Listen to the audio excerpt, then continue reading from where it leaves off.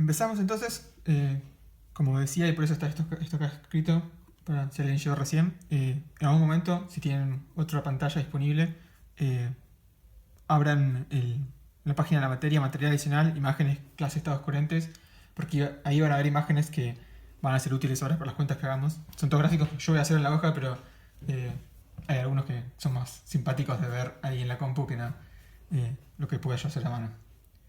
Bien, entonces, la clase pasada estuvimos hablando del oscilador armónico.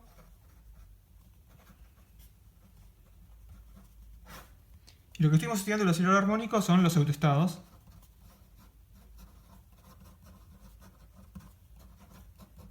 Del hamiltoniano, ¿está bien?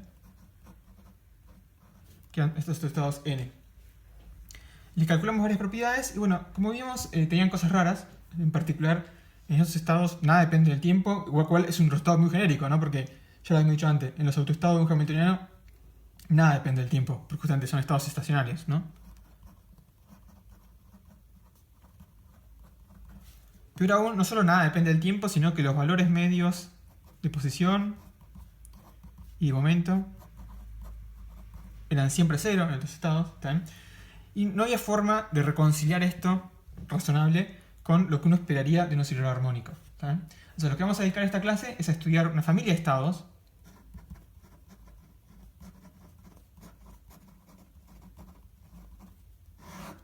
que, como vamos a ver esta clase y vamos a ir viendo también la semana que viene, son estados que realmente recuperan en todo sentido las nociones clásicas que uno tiene del oscilador, ¿está bien?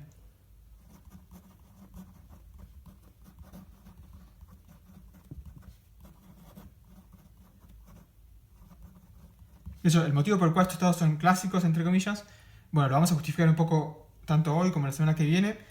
Y después hay motivos todavía más profundos que uno puede dar para justificar que estos estados son realmente muy clásicos del oscilador, que van más allá de lo que vamos a ver en este curso, pero realmente esos estados son clásicos, ¿está bien? En particular, las cosas van a oscilar, finalmente. Entonces, los estados coherentes hay distintas formas de definirlos, ¿está bien? Hay distintos argumentos físicos que uno puede dar para querer construir esos estados que están acá. Nosotros no vamos a dar ningún argumento físico para definirlos, simplemente los vamos a definir como los autoestados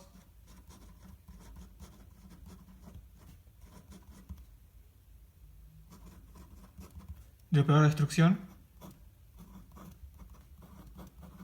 ¿Está bien? Va a ser nuestra definición puramente matemática. Y dada esta definición vamos a mostrar qué propiedades tienen, ¿está bien? Y por qué son clásicos y por qué se asemejan muchísimo a lo que uno esperaría de un oscilador armónico común y corriente. Pero bueno, vamos a tomar esta definición abstracta. Igual repito, uno puede dar argumentos mucho más físicos para encontrar estos estados. Uno puede decir, busco estados que satisfagan ciertas propiedades y no puede llegar a deducir esto, ¿está bien? Nosotros vamos a tomar el camino de simplemente definirlos y ver qué propiedades tienen. De hecho, esta definición hasta es medio fea, entre comillas, en el sentido que en principio ni siquiera es obvio que este operador tenga que tener este estado, ¿está bien? Recuerden que el A no es un operador hermítico ni unitario, ¿está bien? No, en particular no conmuta con su daga, ¿está bien? De hecho, el conmutador de A con la daga es la identidad. Como A no conmuta con su daga y no es, por lo tanto no es un operador en términos generales normales, no tiene por qué ser diagonalizable, ¿está bien? O sea, nosotros todo el tiempo hablamos de diagonalizar operadores, pero siempre hermíticos y unitarios, ¿está bien? Esto, como no es ni hermítico ni unitario, en principio ni siquiera tendría que por qué existir la solución a esta ecuación, ¿está bien? Existe, pero digamos, es pedir algo no trivial, ¿está bien? En particular, lo que sí va a pasar es que ahora estos autores van a ser complejos y de hecho van a ser cualquier número complejo. El operador de destrucción o de bajada o aniquilación, el que te baja el número de excitaciones en el oscilador. ¿Está bien? De hecho, los apuntes que subí, de prácticos hay un apartado que dice como curiosidad, ¿está bien? Por ejemplo, Adaga no tiene ningún autoestado, ¿está bien? El hecho de que A tenga autoestados, por ejemplo, no implica que Adaga tenga autoestados, ¿está bien? Tengan cuidado con todas las propiedades que conocen ustedes, o que piensan que conocen, porque muchas de esas propiedades que estuvimos usando hasta ahora son válidas para operadores hermíticos o unitarios, y acá el A y la daga no son operadores ni hermíticos ni unitarios, entonces mucho cuidado con reusar propiedades sin detenerse un segundo a chequear si son ciertas o no, porque como estos operadores son cualquier cosa, este A y la daga, no van a satisfacer mucho las propiedades que veníamos usando. Pero bueno, existen, de hecho después vamos a ver cómo escribirlos.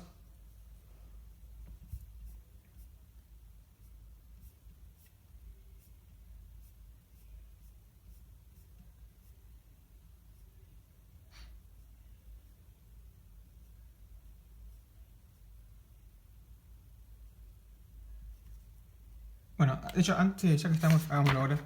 Digamos, si uno quiere convencerse de que estos estados existen, ¿no? Uno lo que podría hacer es buscar explicitamente cuál es la forma de estos estados. ¿Está bien? Y bueno, si existen estos estados, este estado se tiene que poder escribir en la base de los estados número, ¿no? Porque son una base completa, los estados número, de hecho una base ortonormal, porque son los estados de un operador hermético que es el hamiltoniano. Entonces, como esto es una base ortonormal, el ket alfa, si existe, tiene que expandirse de esta forma. Entonces, si nosotros decimos, supongamos que existe esto, que vale, por definición, el Cn, ¿no? Es n contra el alfa, ¿no? Entonces, vamos a suponer que esto existe y vamos a ver que uno efectivamente puede calcular quiénes son los Cns, ¿está bien? Y para hacer eso, simplemente lo que vamos a usar es que es una propiedad que está mostrada en la teórica. Está ahí al principio en ese problema 1 resumida. El ket n se puede escribir en el término del estado fundamental como 1 sobre la raíz de n factorial a daga a la n aplicado al fundamental, ¿no? Porque cada a daga me va a subir el 0 en el 1, en el 2 hasta llegar al n, y este factor que está abajo es porque justamente la acción de la a y la daga no preserva normas, así que tenemos que normalizarlo de esta forma. Pero esto valía, entonces el bra n en particular es calcular el daga a esto, ¿no? Y el daga de esto es el 1 sobre raíz de n no cambia, y la daga, tenemos que daguear cada adaga. Cuando dagueamos a cada adaga va a transformarse en un a, así que esto es el 0 antes.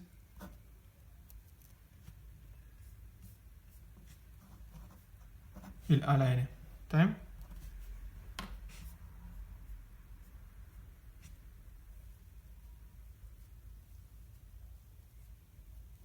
O sea que fíjense que el Cn, en esta expansión, que es el n alfa, es 1 sobre raíz de n factorial del 0 a la n contra el alfa. ¿Está bien? Entonces, si pedimos que esto sea autoestado, esto contra esto, cada uno va a aplicar contra cada alfa, me tiene que dar un alfa, ¿no? O sea, esto tiene que ser alfa a la n contra el alfa. O sea que esto es alfa a la n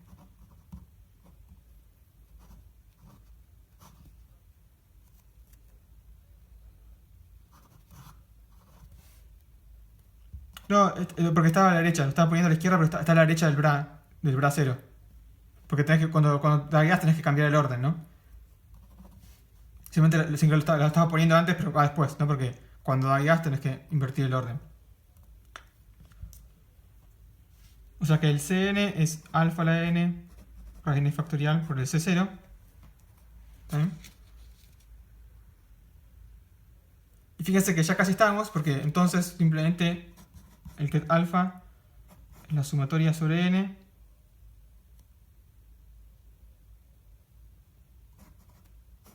por n, y tenemos cuánto valen todos estos en función de el C0, ¿no?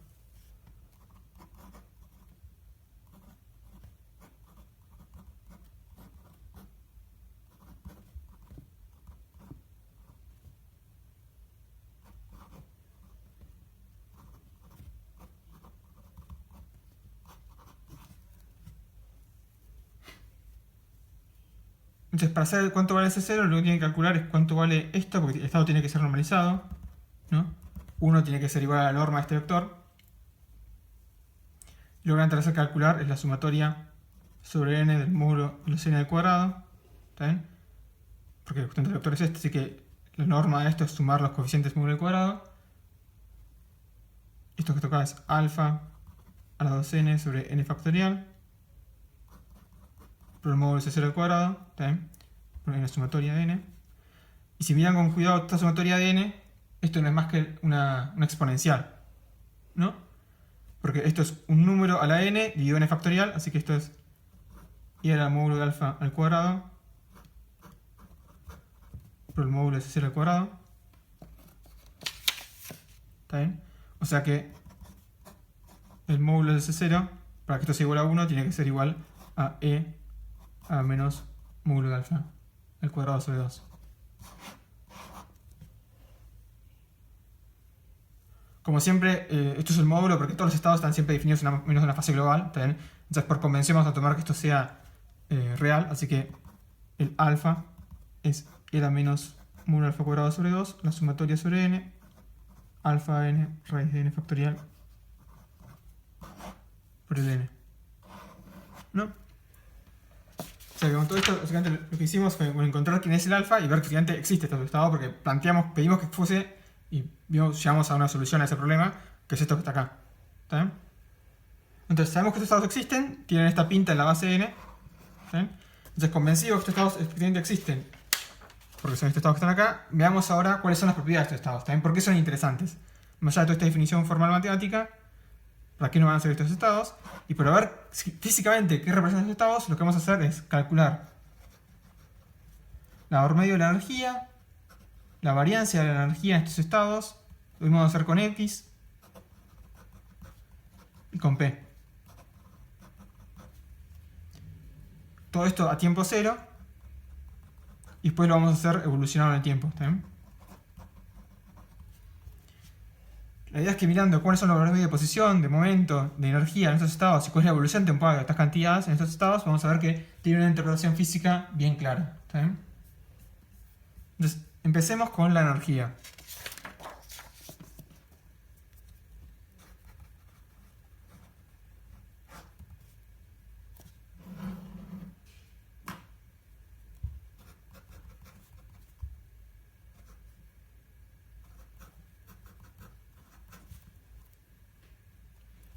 Si recuerdan, el hamiltoniano es h barra omega del operador de número más un medio. ¿Está bien?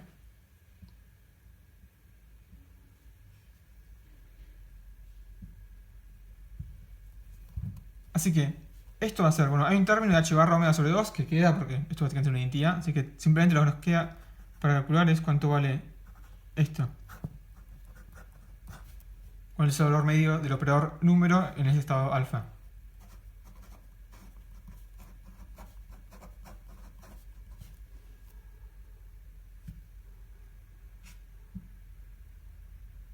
No, simplemente lo que yo dije, definimos estos estados como autoestados del operador A, que es una definición súper abstracta porque ni siquiera es un operador hermítico ni unitario, o sea, no es un operador físico de por sí, así que es una definición súper abstracta. Simplemente vimos que existían y ahora lo que vamos a hacer es calcularle observables físicos en este estado, valores medios de energía, posición y momento, para ver qué son, ¿no? O sea, por qué tiene sentido definirlos y poder interpretar qué están representando físicamente esos estados. ¿Está bien? Justamente van a ser estados muy especiales estos. Pero para ver qué estados son, digamos, algo uno le tiene que calcular, ¿está bien? Que yo podría calcularle, no sé, la función de onda, pero la función de onda de por sí no aporta mucho, o sea, va a ser mucho más interesante calcular valores medios de energía, posición y momento. Y con eso vamos a poder sacar qué representan estos estados. Entonces, recuerden que el operador de número es a daga a por a.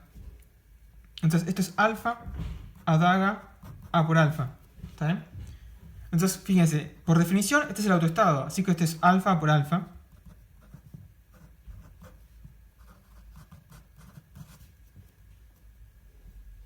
Y nos queda alfa a daga alfa. ¿Está bien? ¿Y esto cuánto vale?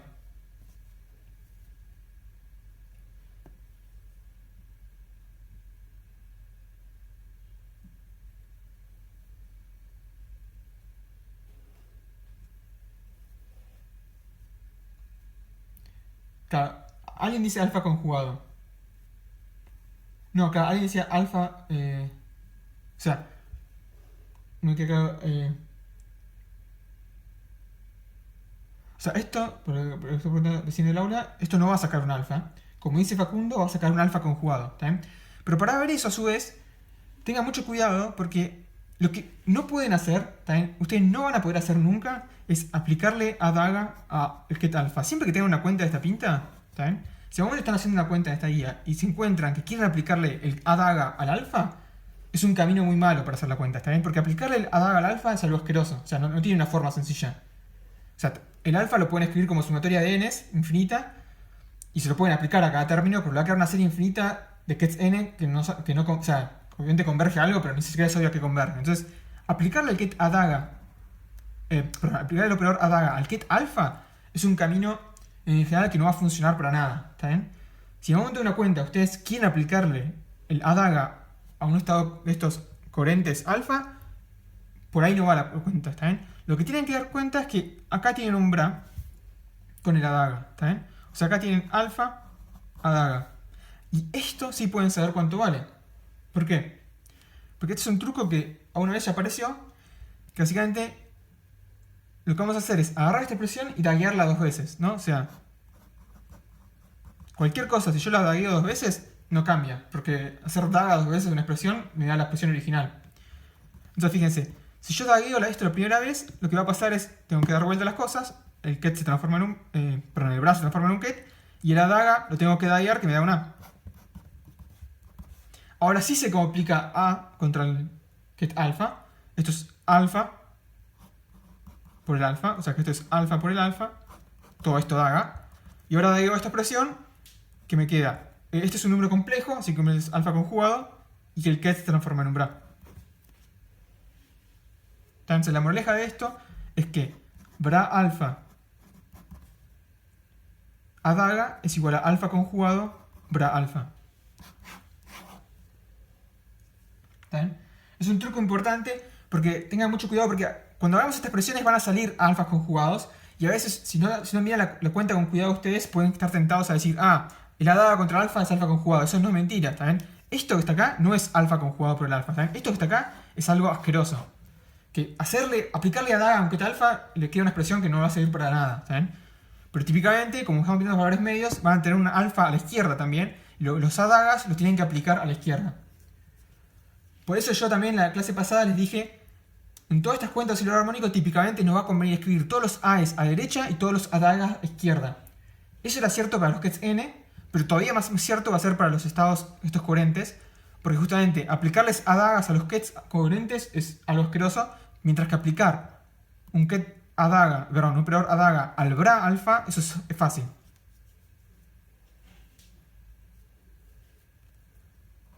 Que sale de esta propiedad que está acá. ¿Sí? Esta propiedad que está acá a veces se resume, porque es una propiedad súper genérica, que básicamente si uno sabe cómo opera un operador a la derecha, pues yo sé cómo opera A contra el alfa, entonces yo sé cómo opera el adaga a izquierda. O sea, si uno sabe cuánto vale A por alfa, sabe cuánto vale el bra alfa contra el adaga. O sea, si yo sé cómo opera A derecha, sé cómo opera el adaga a izquierda. Porque simplemente es una propiedad de agarrar y empezar a tomar dagas a las expresiones. ¿Estamos? ¿Entonces entendió dónde sale el alfa conjugado? Es importante eso porque no tienen que salir de esto pensando que el alfa conjugado sale de acá, sino que sale de acá.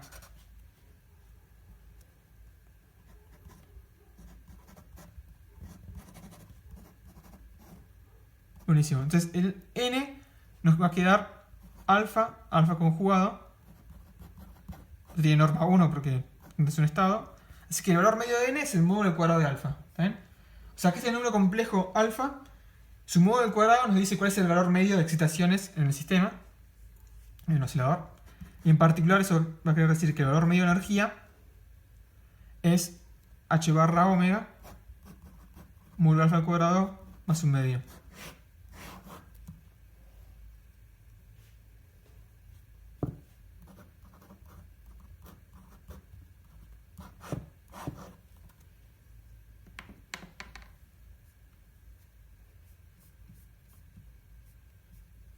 Buenísimo. Entonces tenemos el valor medio de h y n. Miremos qué pasa con el valor medio, la variancia de h y n.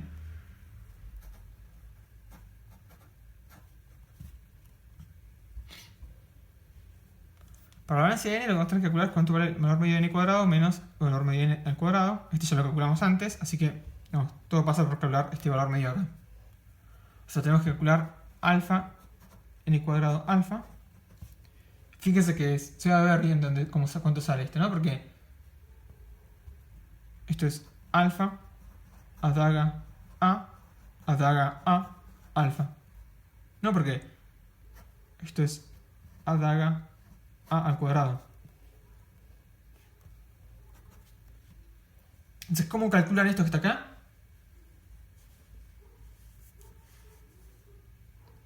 Bueno, lo que le decía antes, ¿saben? No agarren esta expresión y empiecen a operar de una, porque no se vaya, no es nada sencillo. Lo que tienen que hacer es escribir todos los adaga a izquierda, claro, y todos los a la derecha. ¿Está bien? O sea, lo que vamos a querer es conmutar estos dos para escribir esto como adaga, porque justamente este contra este lo vamos a poder aplicar fácil, pero el adaga contra este no. ¿Está bien? Entonces lo que vamos a hacer es conmutar estos dos, y esto va a ser adaga por a más el conmutador de a con adaga, que es la identidad, además. O sea que esto es alfa, adaga, adaga, a más adaga a alfa. Tiempo que es adaga, adaga, a es el primer término, que es justamente con los dos a vuelta, y después este, que el conmutador justamente nos queda por suerte solo una identidad. Así que fíjense, cuando haga esto, acá me va a salir un alfa conjugado, acá otro alfa conjugado.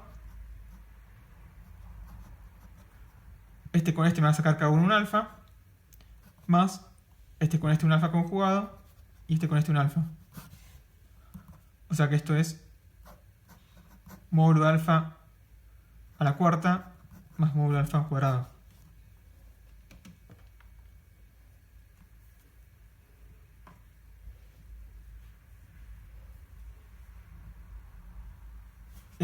Este término acá, ¿por qué una adaga acá? Porque fíjate, lo que estoy haciendo es agarrando lo que está acá en el medio y lo estoy reemplazando por el que está dado vuelta más su conmutador. El primer término es adaga a, que es dando las vueltas. Y después lo que tengo que meter acá, en realidad, si querés, esto que está acá es adaga, que son estos dos de afuera, y en el medio el conmutador, que es el conmutador de a con adaga, pero justo es la identidad en este caso. Así que nos queda sencillo. Buenísimo. Entonces fíjense cuánto vale la variancia de n. El valor medio de n cuadrado nos queda módulo alfa a la cuarta más el módulo alfa al cuadrado, menos el valor medio de n al cuadrado, que es módulo alfa al cuadrado, que nos queda módulo alfa a la cuarta. Porque es al cuadrado, ¿está bien? Así que se van. Así que la variancia en n es el módulo alfa al cuadrado. O sea, fíjense que el valor medio y la variancia en n coinciden. ¿Está bien? Tienen la misma variancia y valor medio.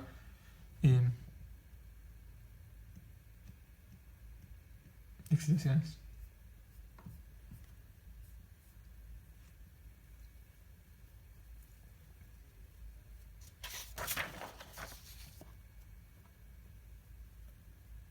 Y bueno, para la energía pueden hacer todo igual. Fíjense que, o sea, para la energía tienen que calcular su valor medio h cuadrado.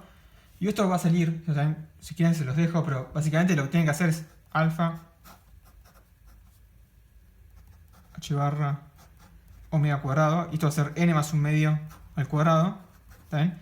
Esto que está acá, fíjense, es n cuadrado más todo ese producto que es n más un cuarto. ¿Está bien? Los valores de estos medios ya los calculamos cada uno por su propia cuenta. El valor medio de n cuadrado ya lo calculamos, el de n también. Y bueno, esto es la identidad, así que es un cuarto por la identidad.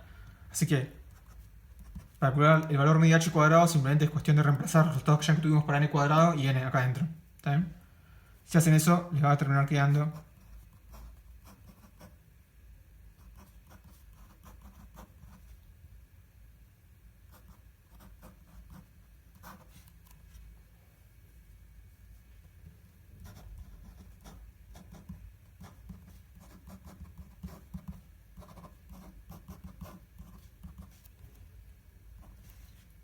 o sea que la varianza de la energía, que es hacer esto menos el valor medio de h al cuadrado, el valor medio de h lo habíamos calculado antes, es elevar esto al cuadrado, también me va a quedar un módulo alfa a la cuarta, le va a quedar uno que es el doble producto, ¿está bien?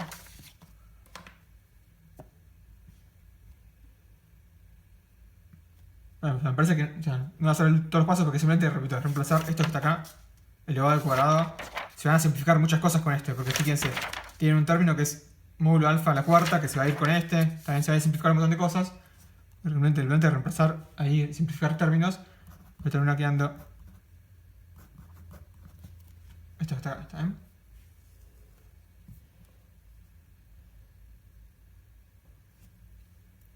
bien. Tiene alguna relevancia. En primer lugar, voy a hacer ahora una cosa. Fíjense, o sea, primero va a tener una relevancia por lo que voy a hacer ahora en este momento. Lo que voy a hacer ahora es, voy a calcular cuál es la desviación estándar relativa.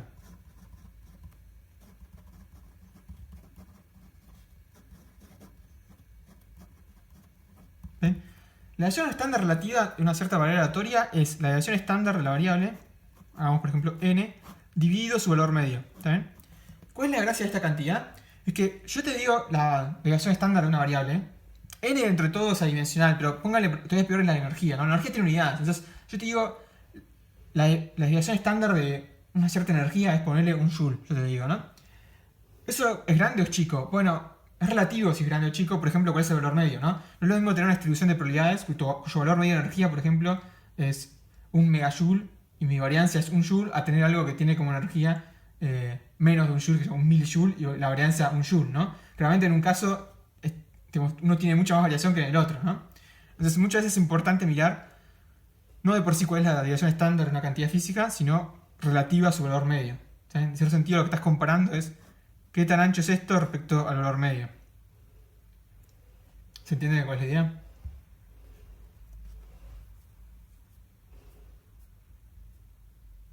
Entonces fíjense, en este caso la variancia de n era el módulo alfa al cuadrado, así que la desviación estándar que es raíz es el módulo alfa, esto es el módulo alfa al cuadrado, así que esto es 1 sobre alfa. Y si hacen lo mismo con el hamiltoniano, esto es h barra omega módulo de alfa, lo calculamos recién, y porque la raíz de esto, ¿no? La desviación estándar es la raíz de la variancia. Y el valor medio estaba antes calculado, era h barra omega módulo alfa al cuadrado más un medio, que no se simplifica mucho, pero fíjense que en ambos casos esto va como 1 sobre alfa, módulo alfa, ¿no? Esto directamente es 1 sobre módulo alfa y esto, o sea, no es exactamente porque hay un medio abajo, pero bueno, esto crece cuadráticamente en alfa, mientras que esto crece linealmente. Entonces fíjense que en ambos casos esto va a 0 para módulo alfa mucho mayor que 1.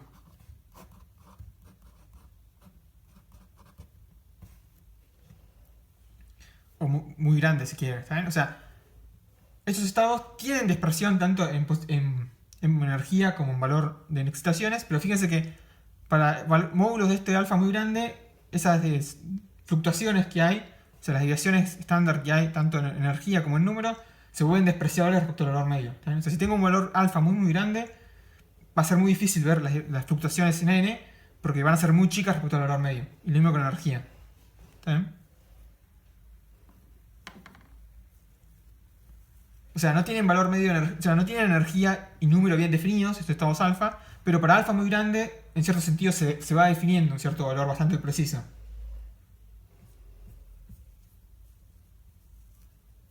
Bueno, ahora lo vamos a ver cuando veamos el valor medio de x y p. Esa es la cuenta que hacemos ahora, sí. Por ahora, lo único que tiene sentido es su módulo, fíjate, ¿no? Su módulo es básicamente la energía. Porque justamente, fíjate, el valor medio va como el módulo al cuadrado de alfa, o el valor medio de excitaciones también va con el módulo al cuadrado. Entonces, por ahora, lo único que tiene sentido es su módulo, que nos está fijando en la energía. Pero ahora que vamos a ver esto, vamos a ver que la parte real, imaginaria, a su vez tiene un significado bien concreto. Bien, entonces veamos esto. Para hacer esto, lo que voy a usar son expresiones que ya demostré en la clase pasada. ¿Está bien? Yo demostré en la clase pasada que x era... Bueno, demostré, tipo... Era un despeje. Este era un despeje, ¿está bien? La próxima es más algo no tan obvio. Este era un despeje. ¿Qué tendría? Las dos tienen a 0. Porque ambas tienen básicamente la misma dependencia. Ambas son como 1 sobre alfa. Porque la de arriba es obvio que es 1 sobre alfa. La de abajo, si miras con cuidado, tenés un alfa arriba y abajo tenés un alfa al cuadrado. O sea que va linealmente arriba, cuadráticamente abajo. Así que esto es del orden 1 sobre alfa. Justamente n y h en realidad difieren solamente en una constante de un medio, ¿no? O sea, son muy parecidos. Excelente. Entonces, ¿cuánto vale el valor medio de x? Bueno, fíjense que básicamente no hay que hacer ninguna cuenta, porque alfa a alfa más alfa a daga alfa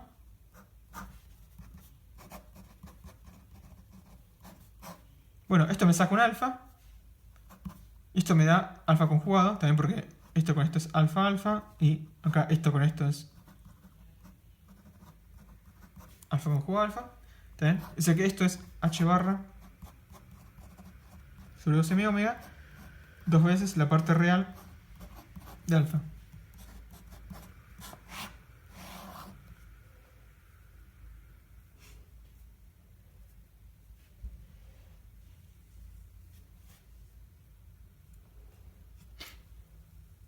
¿Está bien?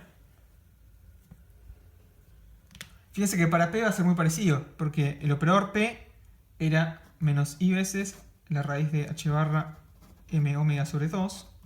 Y acá tenían a menos a daga. Entonces el valor medio de P, fíjense que, digamos, ya lo voy viendo de acá, ¿no? Voy a tener la constante esta afuera, h barra m omega sobre 2. Y acá esto me va a quedar, cuando calcule los valores medios, acá me va a salir un alfa, acá un alfa conjugado. Tengo la resta. La resta de alfa con alfa conjugado es i veces la parte imaginaria.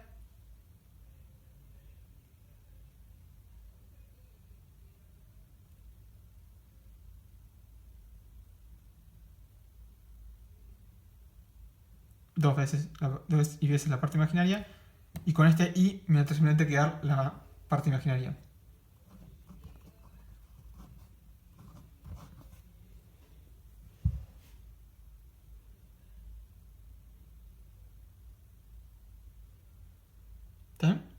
¿Está bien? Tiene un número a más ib, ¿no? Tienen a menos ib, que es el conjugado. Si restan estos dos, se les queda dos veces ib.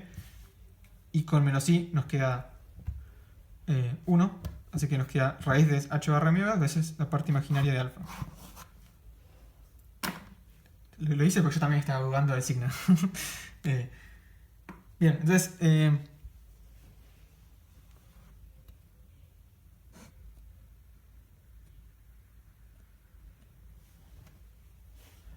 fíjense que la parte real imaginaria de alfa también tiene significado porque nos están fijando el valor medio de la posición y del momento. ¿Está bien? O sea, fíjense, estos estados no tienen valor medio de posición y momento nulo, sino que ahora tienen valores medio distintos de 0. ¿Está bien? Y mirando la varianza de esto, además vamos a poder sacar una conclusión muy fuerte sobre estos estados.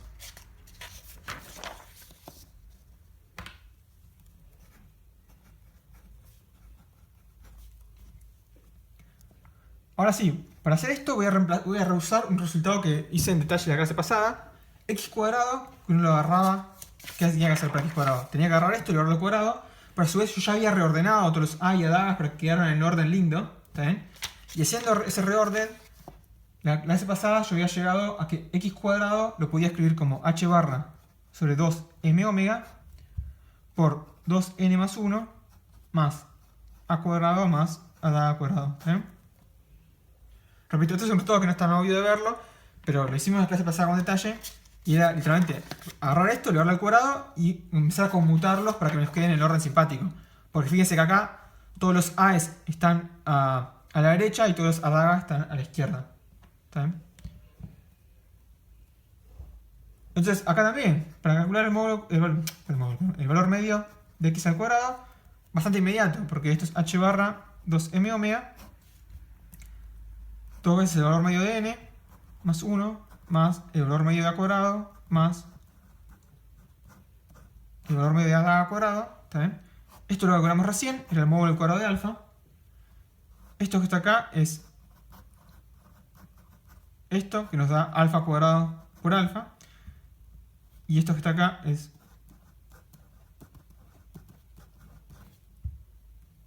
si miro esta parte de acá, nos queda alfa conjugado cuadrado por alfa.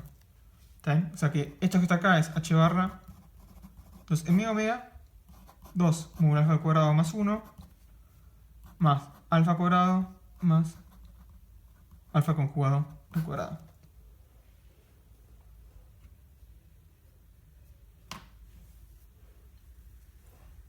¿Está bien? Hasta acá no debería haber ningún misterio porque es... los otros valores medios con los alfa salen todavía más fácil que los que salían con... bueno, los de n también una vez que lo toman la práctica salen rápido, ¿no? Pero estos también salen fácil porque simplemente me van saliendo alfas o alfas conjugados.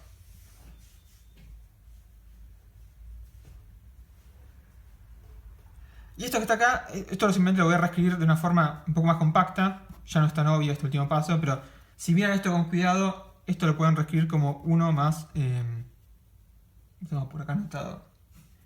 Porque no es tan obvio, ojo. Sí. No hace falta el último paso, pero para que nos quede más compacta para las cuentas después.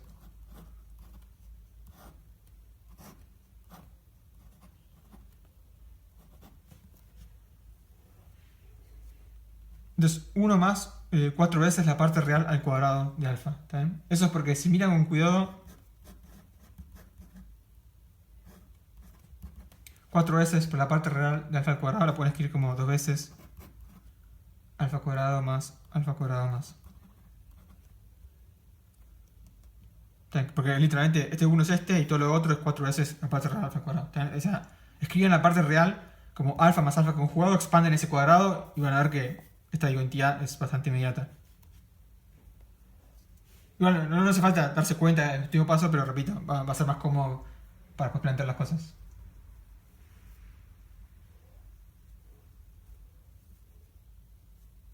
Bien, entonces fíjense, la variancia de x, que es el valor medio de x cuadrado menos el valor de medio de x al cuadrado, esto lo calculamos recién, es h barra 2m omega 1 más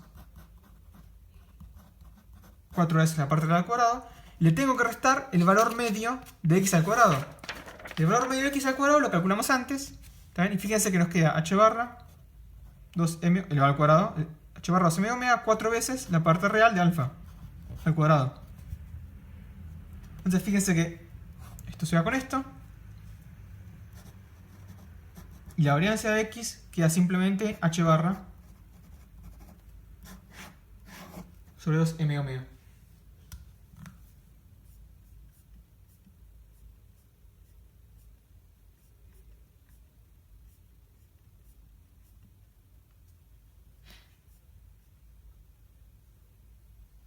¿Está bien? Entonces fíjense que notablemente es independiente de alfa. ¿Está bien? O sea, todos los estados alfa, no depende de alfa. Toda la familia de estados alfas tienen toda la misma varianza en posición.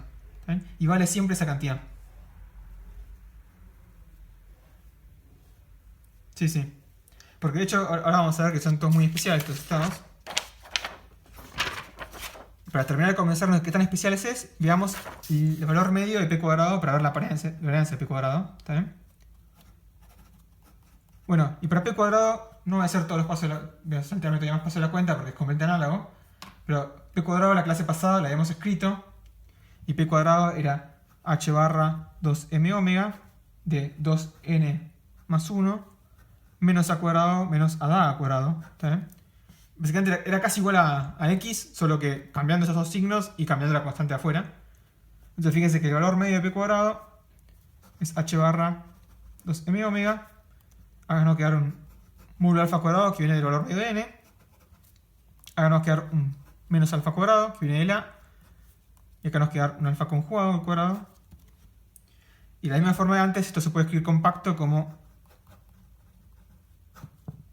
1 más 4 veces la parte imaginaria de alfa al cuadrado.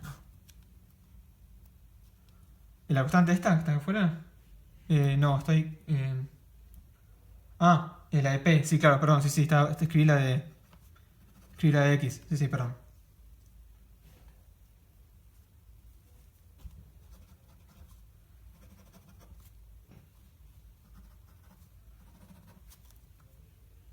Sí, sin querer escribir la de X, sí. Como una sobre la otra es medio fácil confundirse con la otra, sí. Gracias. Entonces, ¿cuánto vale la varianza de P? Bueno, h barra m omega sobre 2 de 1 más 4 veces la parte imaginaria cuadrado de alfa. Y el valor medio de P lo habíamos calculado antes. O sea, no es sorprendente, va a pasar algo muy parecido a lo que pasaba recién con posición.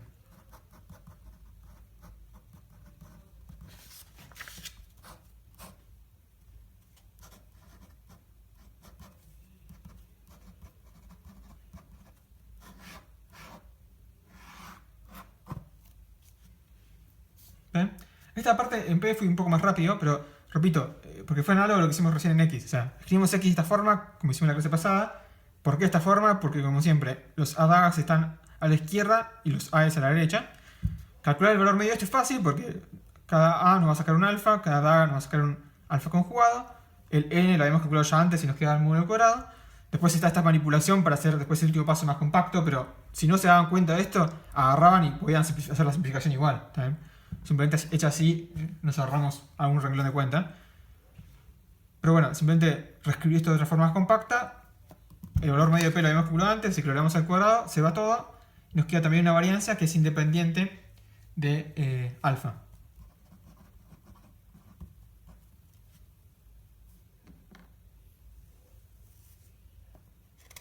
¿Está bien? Entonces fíjense que no solo las varianzas estas, que ahora las vuelvo a copiar,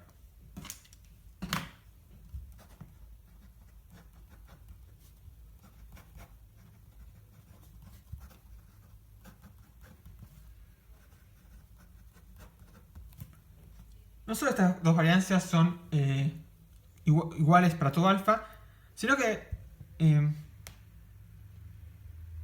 bueno, para empezar, fíjense que no dependen de ningún parámetro externo, solamente dependen de estas constantes que tienen que ver con las propiedades del oscilador, ¿no? Y bueno, h barra.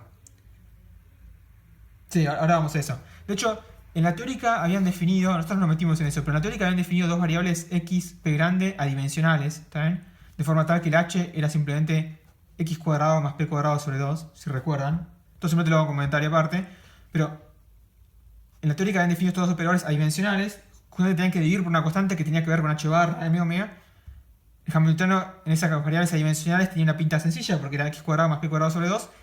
Si hacen ese cambio de variables acá, van a ver que las varianzas en estos estados de esos operadores adimensionales son simplemente un medio e iguales para ambos, ¿está bien? Eso se los comento porque van a haber dicho a veces que la variancia en los estados coherentes es igual en x que en p, ¿está bien? Lo cual dicho así puede ser raro porque son variables con dimensiones, o sea, ¿cómo puede ser la varianza en posición igual que la de momento? Bueno, son iguales en este sentido particular de que, digamos, en variables adimensionales que son naturales en el oscilador armónico, efectivamente la variancia en x y en p es la misma. ¿Está bien?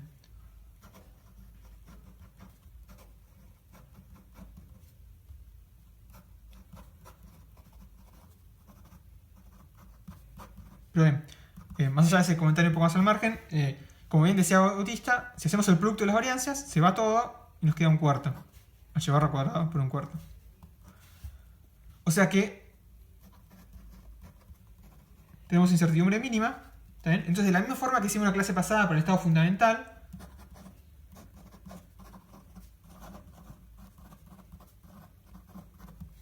todos los estados que están acá son estados gaussianos. ¿Está bien? Son estados gaussianos a los cuales hasta le pueden escribir la función de onda. ¿Está bien? Si quieren, le pueden agarrar y decir, bueno, la función de onda tiene que ser. El otro día la hemos escrito, ¿no? Pero esto diría como 2pi, la variancia en x al cuadrado. Esto es menos x menos el valor medio de x al cuadrado sobre 2 sobre 4. La variancia de x al cuadrado. Y después había un término que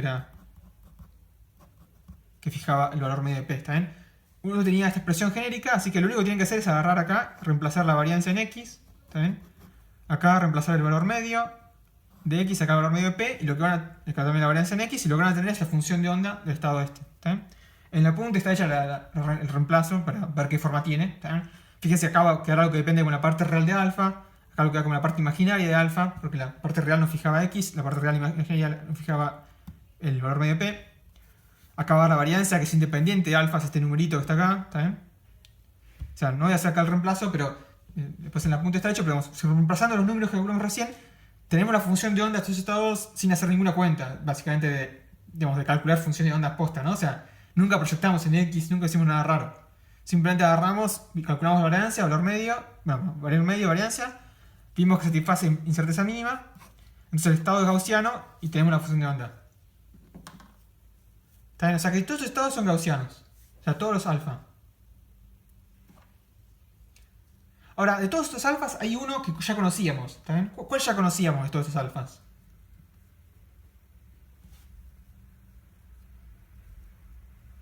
esta acá, es IP0X sobre H barra.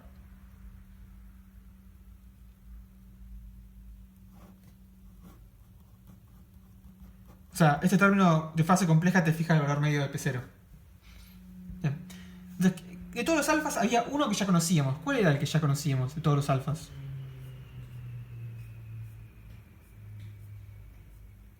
El 0, ¿no? Bien. Claro, fíjense que acá hay una notación que al principio podrían decir, acá hay una notación medio ambigua porque si agarro alfa igual a 0, tengo este que es 0 y dicen, ¿esto qué es? ¿Es el alfa 0 o es el fundamental? Es lo mismo. Porque justamente A contra el n igual a... hagámoslo así. A contra el n igual a 0 era 0. Porque no podía aniquilar el 0. Y se iba al 0, ¿está bien? A contra el alfa igual a 0 es el 0. O sea, justamente el autoestado de energía fundamental es uno de estos estados que son autoestados de A. ¿Está bien? O sea que hay uno de estos estados coherentes que estamos llamando que ya conocíamos que era el estado fundamental. Pero estos estados que están acá son un poco distintos. O sea, son muy parecidos, son todas gaussianas. El estado fundamental era una gaussiana. Todos estos estados también son gaussianas. ¿Está bien? Pero no son exactamente lo mismo porque fíjense que tienen valor medio en x y p distinto de 0. ¿Está bien? De hecho, lo último que vamos a hacer hoy o el martes que viene va a ser ver que efectivamente a un sentido estos estados son una traslación del fundamental. Pero bueno.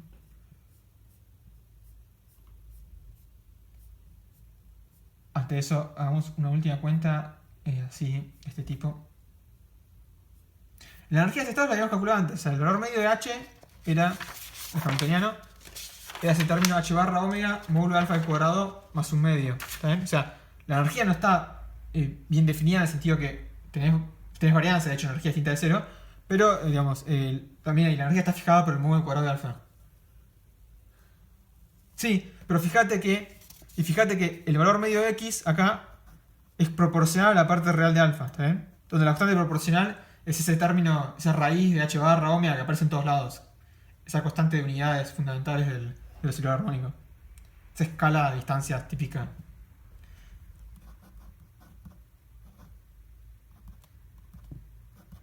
El valor medio en P es la parte imaginaria. Entonces, justamente para alfa igual a 0, la parte real imaginaria te da 0 y te queda algo con valor medio en posición y momento 0.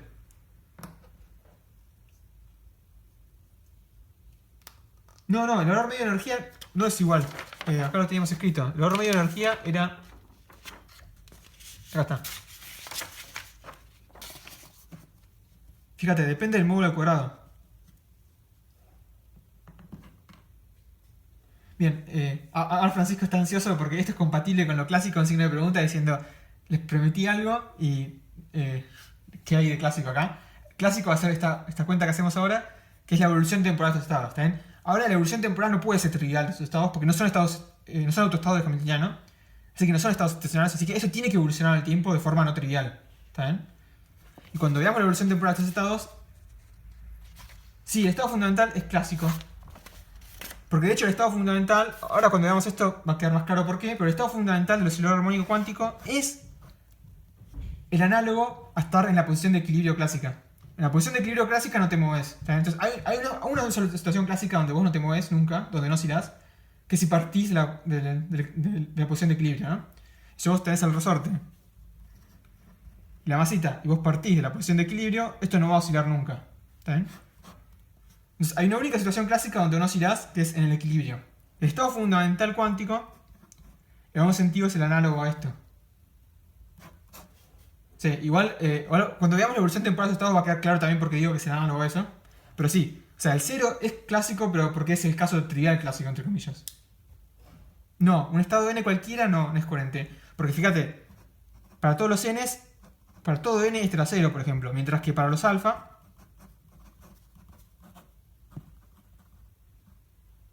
siempre... Tenés esto que está acá, ¿está bien? O sea, que esto y esto no pueden ser nunca lo mismo. O sea, salvo para el alfa igual a 0, nunca pueden coincidir esas dos cosas. O sea, estos estados son todos distintos. Salvo el 0, son cosas completamente distintas a los estados n. De hecho, también habíamos escrito antes la expansión en la base n, ¿no? Para convencernos de que existían. Bueno, no tengo acá, no encontrado la hoja, pero habíamos visto cómo se escribían como una serie infinita de términos de n, ¿no? O sea, Sí, es un chamullo porque ahora cuando hacemos la evolución temporal de esto, se va a ver que la evolución temporal de estos estados es más clásico que esto, va a ser imposible, ¿está bien? O sea, no hay que tomar ningún límite de nada. Vemos la evolución temporal de estos estados y vas a ver que lo clásico es inmediata.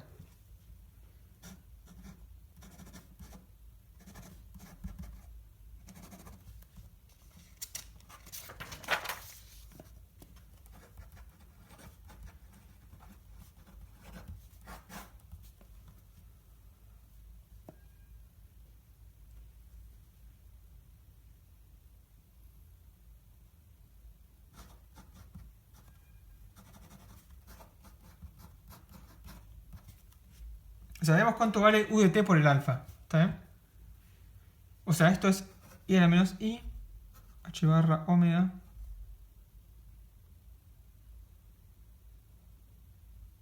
Bueno, no escribamos, hagamos el hamiltoniano de forma genérica. No va a ayudar mucho a escribir con los que necesitan programa. Recién mostramos cómo se escribía esto en la base n. También por ahí está escrita la fórmula. Lo dijimos antes. Esto era la sumatoria sobre n de alfa a la n raíz de n factorial por el ket n. Y afuera teníamos una constante de normalización de esa pinta. ¿Está bien? O sea que fíjense que ya lo tengo escrito el alfa en la base n. Entonces, ¿cómo evoluciona temporalmente? De la misma forma que calculamos evoluciones temporales hasta ahora. ¿Está bien? Escribimos el estado en la base de los otros estados del hamiltoniano y aplicamos el operador de evolución temporal a cada elemento de la base.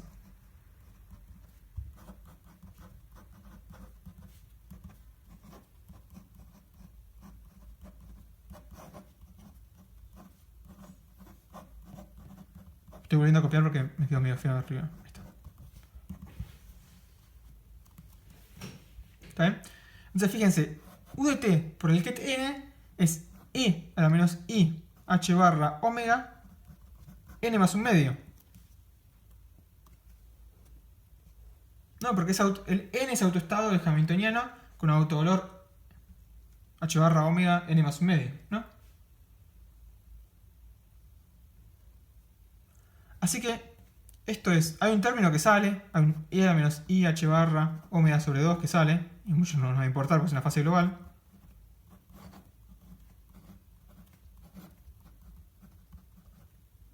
Perdón, me faltó un t, ¿no? Y h barra se va con el h barra. Si quieren lo escribo justamente, pero hay una h barra dividiendo, faltaba un t.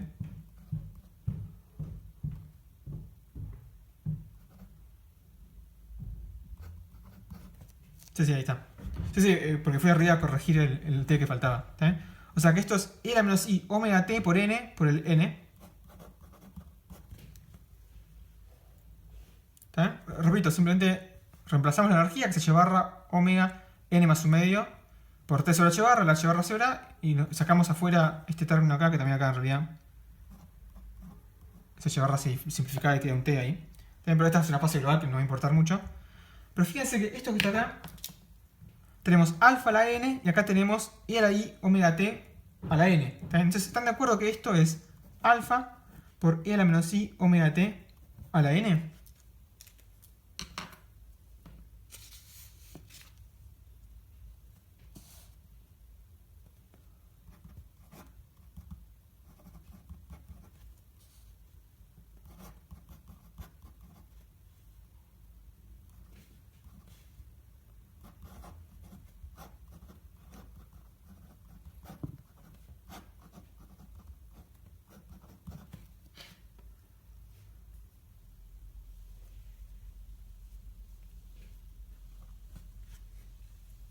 ¿Estamos? Entonces, fíjense que yo puedo agarrar, ¿no? Si yo defino todo esto que está acá como un alfa de t. Fíjense que este alfa de t tiene el mismo módulo que alfa, porque siempre lo estoy multiplicando por una fase compleja.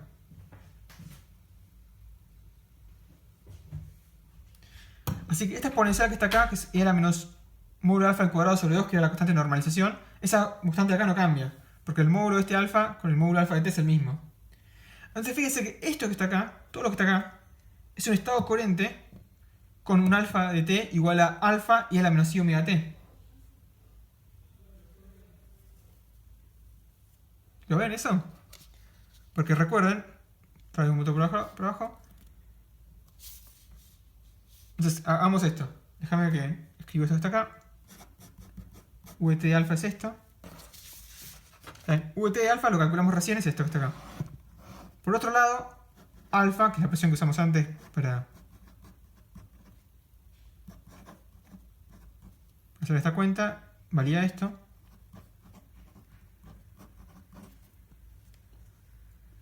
¿Bien? O sea, este es el alfa genérico, en la base n. El Vt aplicado al alfa nos está dando este estado que está acá. Lo que yo estoy diciendo es, fíjate que todo esto que está acá, si yo defino alfa de t como alfa y a la menos i omega t, ¿bien? Fíjate que yo podría reemplazar esta exponencial que está acá como esta exponencial que está acá también es igual a i a la menos módulo de alfa de t al cuadrado sobre 2. Porque fíjate que el módulo de alfa de t es igual que el módulo de alfa, porque simplemente multiplicar por una fase. ¿Estamos? Entonces fíjate que si vos comparás todo esto que está acá, sin esta fase global, pero todo esto que está acá, con esto, son lo mismo si yo reemplazo alfa por e a la menos i omega t.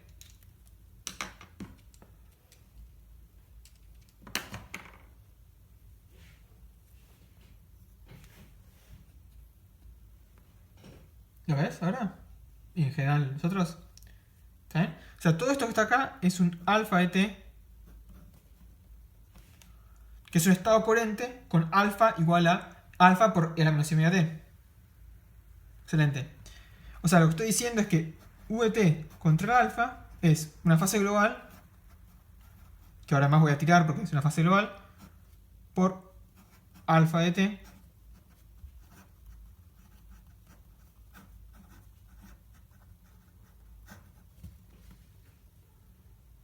bien. Si querés hagámoslo al revés. Suponete que yo me defino el estado coherente alfa de t. T es un parámetro por un segundo, olvídate que es el tiempo, es simplemente un número. Y yo escribo el número alfa, complejo alfa, lo escribo como alfa por e a la menos i omega t. Yo te digo, escribime el estado coherente en la base n correspondiente a este valor, autovalor de a. ¿Está bien? Lo que tenés que hacer es agarrar esta fórmula que está acá, que es la genérica para cualquier alfa, y reemplazar donde dice alfa, alfa por e a la menos i omega t. O sea que acá arriba te va a quedar el módulo al cuadrado de alfa por e a la menos i omega t, que es el módulo al cuadrado de alfa. Y acá te va a quedar un alfa por e a la menos i omega t elevado a la n. Entonces, el único lugar donde aparece el n. Perdón, donde aparece el alfa. O sea, acá arriba y acá. La módulo no cambia y esto queda todo esto elevado a la n. Y es exactamente lo que tenemos acá abajo.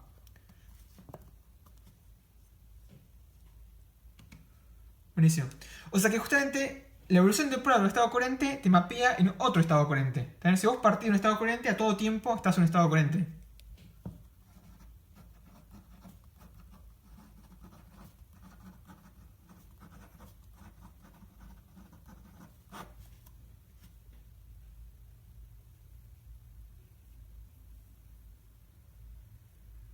Sí, de hecho no solo los alfas pueden ser complejos, sino que para tener casos no triviales necesitas alfas complejos.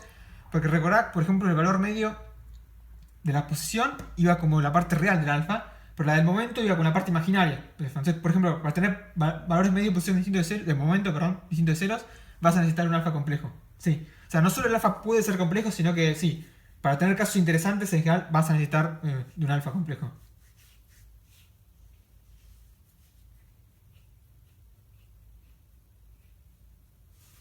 Excelente. Entonces,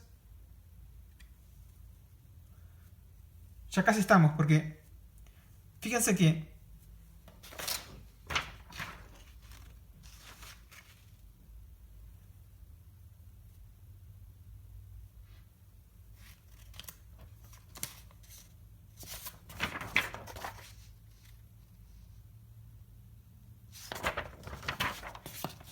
de ahora en más yo voy a tirar esa fase global, ¿está bien? O sea, esto es una fase global. Que me la voy a olvidar porque para cálculo de probabilidades, valores medios nunca va a importar, ¿está bien? O sea que básicamente Vt es un alfa de t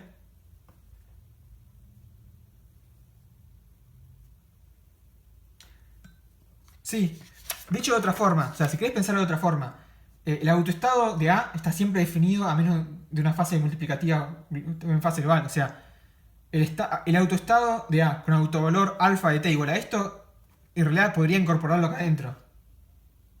Digo, podría llamar a todo esto alfa de t, ¿no? Porque, digamos, lo que yo estoy diciendo es, esto es el autoestado de A con autovalor alfa de t. Y no importa si lo multiplico por ese L de t, sigue siendo ese autoestado. Buenísimo. Podrías arrastrarlo si no, pero digamos, no va a afectar ningún resultado arrastrarlo. Entonces, ahora para sacar las conclusiones súper interesantes, lo bueno es que no vamos a tener que hacer ninguna cuenta casi, ¿está bien? O sea, de acá solo nos va a quedar interpretar, ¿está bien? Lo cual requiere su propio cuidado y prestar atención, pero digamos, la parte de cuentas ya se aligeró mucho. ¿Por qué? Porque fíjense que yo te pregunto, ¿cuánto vale el valor medio de x en función del tiempo? No hay que hacer ninguna cuenta nueva, porque nosotros antes mostramos... Tendría que haberme guardado la hoja aparte.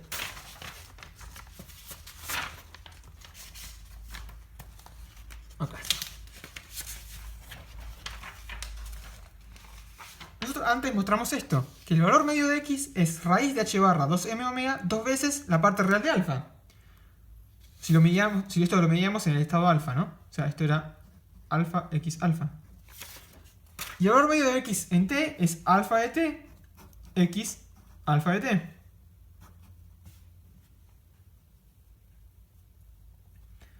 Pero entonces esto tiene que ser h barra 2m omega, la raíz, por dos veces la parte real de alfa de t. ¿Y cuánto vale alfa de t? Es alfa por e a la menos i omega t. Déjeme escribir alfa de forma explícita como su módulo por una fase. Porque hago eso, va a quedar claro en un segundo. Porque fíjense que si hago esto, entonces, o sea, todo esto es alfa. El valor medio de x de t es la raíz de h barra 2m omega, dos veces. La parte real de esto así escrito, el módulo, o sea, la fuerte de la parte real, tengo que ver la parte real de esto. La parte real de eso es el coseno de phi menos omega t.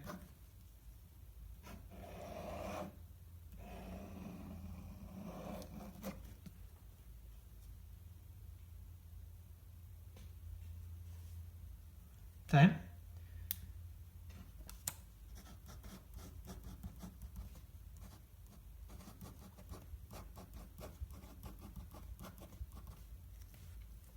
Y para P va a pasar lo mismo, porque P era la otra constante por dos veces la parte imaginaria de alfa.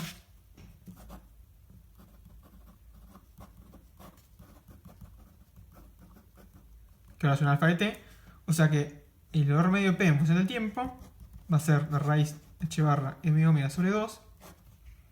Dos veces. Ahora la parte imaginaria de esto, el módulo alfa sigue saliendo. Y la parte imaginaria de esto es el seno de phi menos omega t.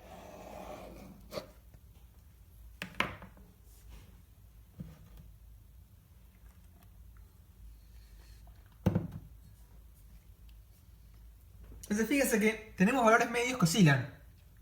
No solo oscilan estos valores medios, sino que oscilan, ¿no? Exactamente como oscila un oscilador armónico.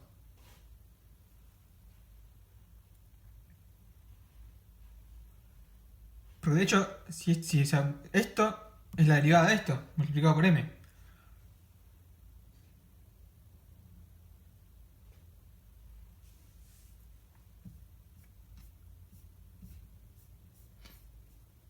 Y fíjense que en este oscilador armónico, la parte real me fija las condiciones iniciales, ¿no? Porque, o sea, si miro la trayectoria del valor medio de x y de p, ¿sí? Solo miro la trayectoria del valor medio de x y el valor medio de p. Siguen exactamente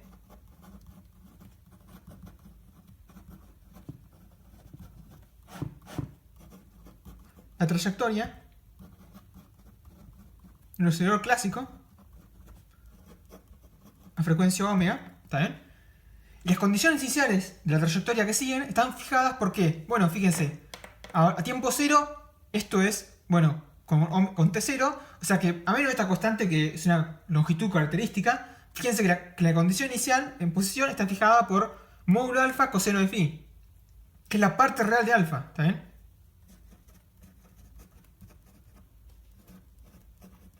O sea, la condición en posición de alfa está dada por la parte real de alfa, básicamente, perdón, del ket alfa, o sea, la condición inicial en posición de su oscilador armónico está dada por la parte real de alfa, y el momento, o velocidad si quieren, por la parte imaginaria. Porque a tiempo cero, este omega no está, y lo que me queda es que el valor medio de P a tiempo cero justamente es 2 alfa, módulo alfa por seno de phi, que es la parte imaginaria. ¿Está bien? O sea, lo que me está quedando es algo que oscila como el oscilador armónico. ¿Está bien? Exactamente. Omar pregunta, el signo va... El signo, fíjate que es irrelevante. O sea, acá lo puedo dar vuelta, ¿no? Porque el coseno es par. Si preferís que esté con omega adelante, puedes darlo vuelta. Y acá lo puedo dar vuelta también. Me cambia un signo, pero bueno, justamente lo que va a cambiar es cómo es la condición inicial. O sea, si querés en velocidades, esta condición inicial, en cambio de ser la imaginaria, puede ser que sea menos la parte imaginaria, la velocidad inicial, ¿también? Pero digamos, a menos de un signo es la condición inicial en velocidades, ¿no?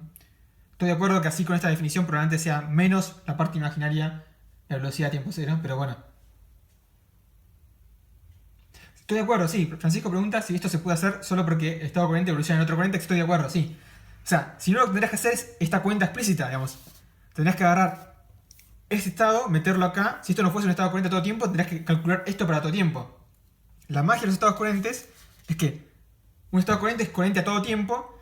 Entonces, reciclando el resultado a tiempo cero, encontramos cuál es el valor medio de x a todo tiempo. Sí, sí. Estamos usando eso súper fuerte para justamente este x de t, valor medio de xt y valor medio de p de t, que en principio serían súper feos, sacarlos al toque, porque no hace falta evolucionar nada en el tiempo. O sea, falta evolucionarlo, pero digamos, ya está, porque simplemente está cambiando el valor de alfa. O sea, fíjense que en términos del alfa, voy a hacer un par de dibujitos ahora. Si uno mira el alfa de t, que era alfa por e a la menos i omega t, ¿ven? Uno puede pensar en el plano complejo, donde acá está la parte real de alfa, y acá está la parte imaginaria de alfa. ¿Ven? Fíjense que la parte real de alfa, en un sentido, es como la posición inicial. La parte imaginaria, en un sentido, es como la... No solo la posición, digamos, porque acá voy a verificar esto en función del tiempo, ¿no? Esto es como el momento, básicamente. Y yo tengo un dado alfa tiempo cero, que tiene un cierto ángulo phi.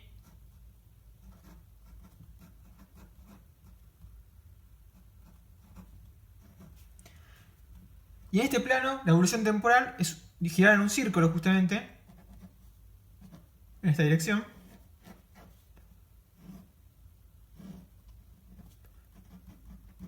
Donde este ángulo que está acá es el phi menos omega t. Entonces yo parto un valor de alfa y voy girando. ¿Está bien?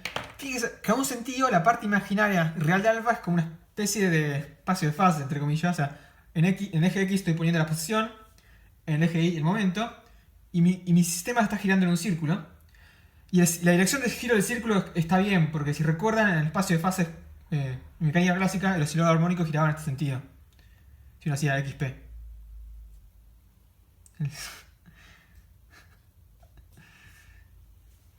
Acá en esferas ahora tengo círculos, sí. Bajamos a ver un poco la dimensión. Pero si recuerdan el oscilador armónico también gira en un elipse o un círculo, pero gira también en este sentido, en el espacio de fases. Entonces, esto es una especie de espacio de fases en un sentido. Un sentido. Y esto está girando como gira un oscilador armónico. Por otro lado, yo puedo agarrar y graficar cómo es la trayectoria de la distribución de... cómo es la distribución de probabilidades de posición en función del tiempo, ¿no? Bueno, inicialmente esto parte de un cierto valor. Supóngase que hacemos un alfa real. De forma tal que inicialmente tenemos... hacer el dibujo mejor. Más claro acá.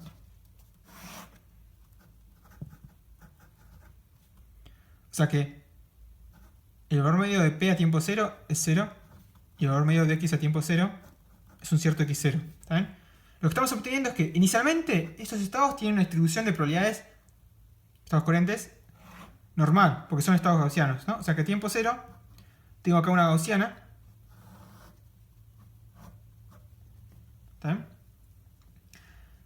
Y cuando evoluciona el tiempo, el valor medio de esta gaussiana va a oscilar exactamente como oscila un oscilador armónico clásico, o sea, de x0 va a ir hasta menos x0. ¿Está bien? Porque repito, es poner un coseno acá, oscila en valor como un oscilador armónico clásico. Y esto va y vuelve, ¿está bien? Es más, fíjense que la varianza de estos estados es una constante. Porque antes habíamos calculado que la variancia de x era h barra sobre 2m omega, que es independiente de alfa, si recuerdan. O sea que a todo tiempo la varianza es la misma, ¿está bien? O sea, estas son gaussianas que no se deforman, ¿está bien?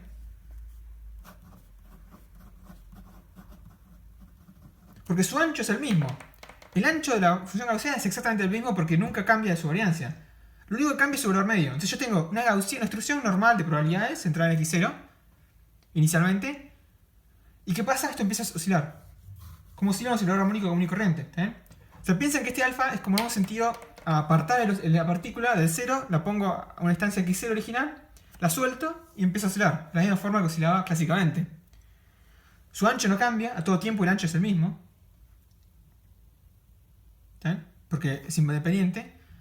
Y va y vuelve. O sea, siempre la misma gaussiana de incerteza mínima que va y vuelve. Y lo mismo vale para P, porque todo estamos discutiendo vale lo mismo para P. En P también teníamos varianza que no cambiaba. O sea que tengo una gaussiana que nunca cambia de forma, solo cambia su valor medio, y su valor medio sigue exactamente la trayectoria clásica. Francisco decía, es como la presión del spin. No me queda claro en qué analogía estás haciendo con la presión del spin, porque...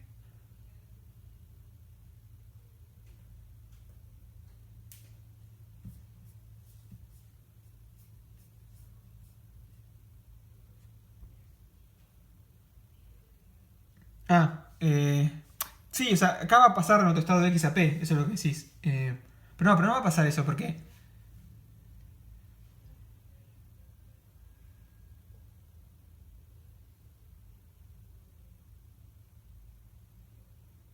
O sea, para la presión del spin sí cambia de autoestado al otro, pero acá esto nunca es autoestado, o sea, siempre es autoestado de A, pero solo de eso.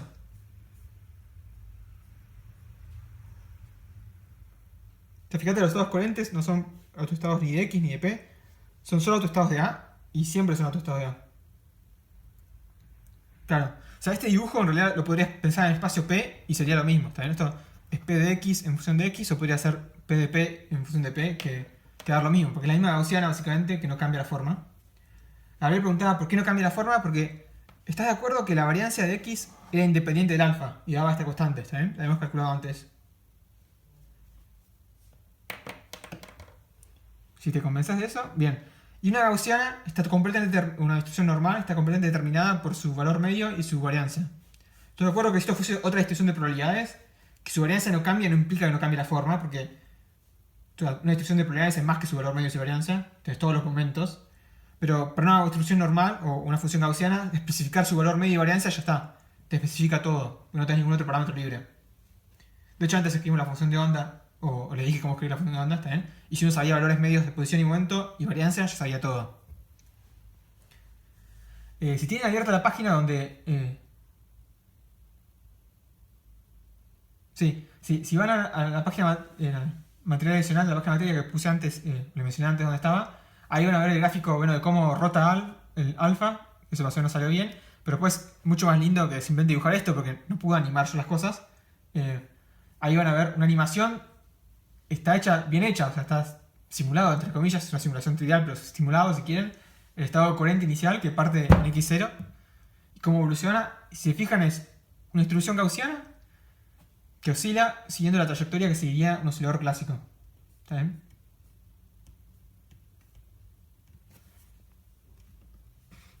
Y eso además está súper medido. No puse el experimento, pero... Después ahí voy a agregar, si quieren, por ejemplo, la foto de un experimento donde está medido esto. Por ejemplo, si entran a la página de Wikipedia de estado corriente, van a ver a la derecha hay una imagen que es como la que yo subí, pero en cambio de ser una simulación, es un experimento. Van a ver que es esto, o sea, es una gaussiana que oscila como debería oscilar. Sí, ahora voy a tu pregunta. Gabriel, o sea, ¿cómo veo el momento en este caso? Bueno, fíjate que para el momento, acá tengo el valor medio del momento, ¿no? El valor medio del momento, lo que compramos antes, era esto que estaba acá. ¿Está bien? Ahora, ya sabemos que es una distribución normal en el momento, porque si tienes interés mínima, si es una gaussiana, tanto en posición como en momento, porque no, o sea, una función gaussiana es gaussiana tanto en posición como en momento, ¿no? Entonces ya sé la forma que tiene esto en un momento, sé cuál es su valor medio, y la varianza en P la habíamos calculado antes, y la varianza en P daba... tengo por acá escrita. Más que nada la constante, pero eso. Era esto, que también era constante en el tiempo, o sea, porque era independiente de alfa, particularmente, ¿no? Nosotros mostramos que era esta varianza independiente de alfa. O sea que todo lo discutido recién es completamente análogo al momento.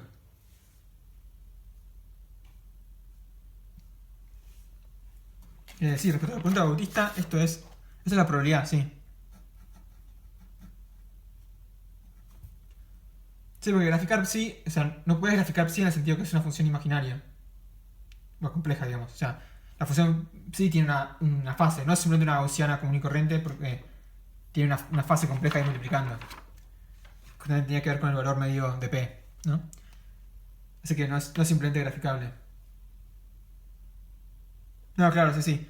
Por eso, para hacerlo limpio, hagamos la distribución de probabilidades. Porque además esto se está fijando, justamente, fíjense la interpretación un poco intuitiva que uno puede darle a esto. Que por eso decía yo, el estado fundamental, en un sentido, es como la posición de equilibrio del oscilador normal. Porque fíjense que en todo esto, si yo parto de un alfa igual a 0, nada evoluciona en el tiempo, porque si yo partía de alfa igual a 0, alfa de t es 0. ¿Está bien? Lo cual está bien porque es en autoestado. Pero fíjense que en términos de esto lo que estamos diciendo es que tenemos una densidad normal en el 0 y nada cambia, también se queda ahí. Pero si yo agarro esta densidad normal y la parto en un sentido en x0, inicialmente esto empieza a oscilar armónicamente.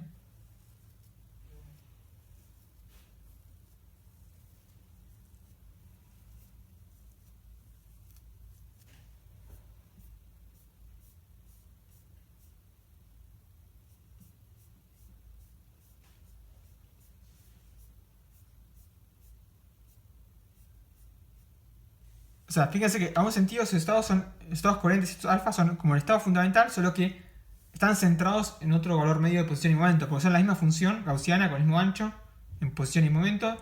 Lo único que cambia es cuál es el valor medio. ¿Está bien? De hecho, pueden pensar una forma medio cualitativa. Alfa te rige tanto la posición como el momento inicial, si querés. O sea, es como el equivalente, sí, posición y momento, ¿no? Porque es un número complejo. Su parte real te va a fijar la posición y la parte imaginaria el momento. De hecho, pueden pensar una forma cualitativa de cómo preparar un estado corriente. En la teórica vieron casos bastante sofisticados de cómo preparar estados corrientes. Pero digamos, hay una forma más cualitativa que para mí quizás ayuda a fijar ideas. O sea, supongamos que tienen su potencial cuadrático, oscilador armónico, ¿está bien? Y supóngase que su sistema está originalmente en estado fundamental.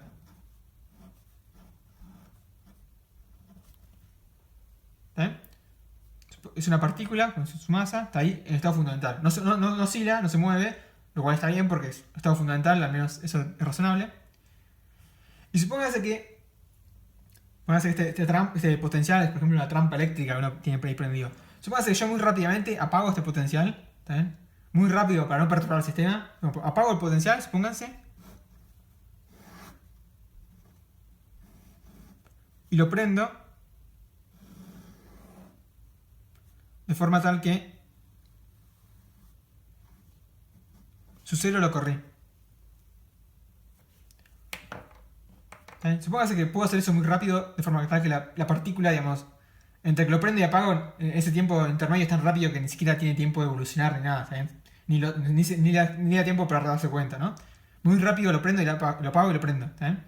Fíjese que para este nuevo potencial, esto que está acá es un estado fundamental, pero cuyo...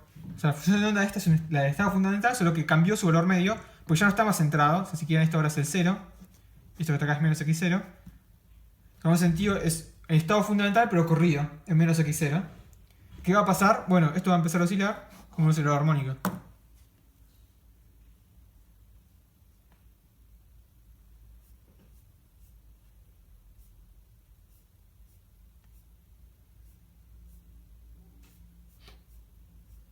¿Se entiende cualitativamente la idea?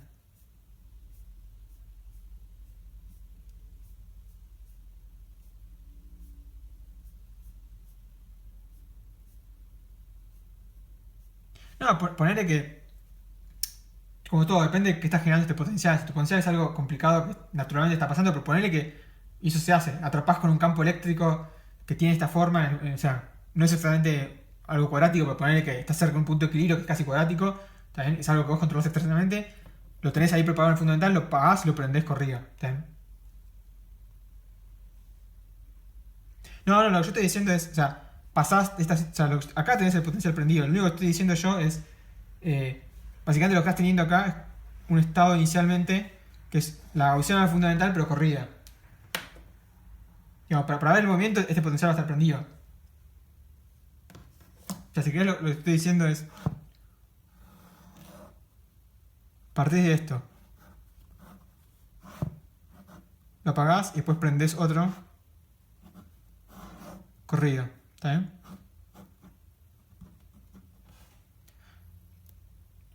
Para este nuevo, suponete que este paso intermedio es muy rápido, entonces para este nuevo potencial, ¿qué vas a ver? ¿Qué va a ver este nuevo potencial? Para este nuevo potencial, lo que está acá es exactamente lo que sería su estado fundamental, de la misma frecuencia. Va a ser su estado fundamental, pero corrido a una distancia que es 0 respecto a la posición original.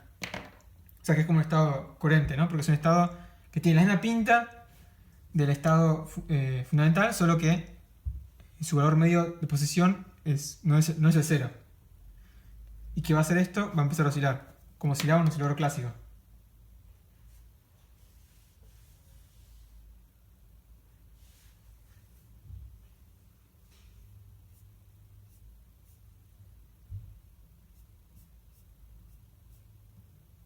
¿Está? Entonces fíjese que igual esto de correrlo, bueno, esto va a quedar...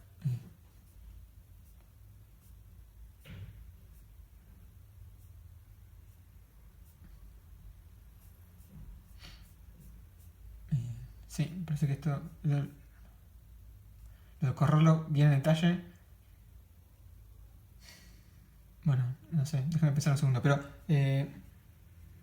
no, claro, si cambias el omega la cosa se complica muchísimo. No, porque ya... Fíjate que la función de onda del estado coherente depende del omega.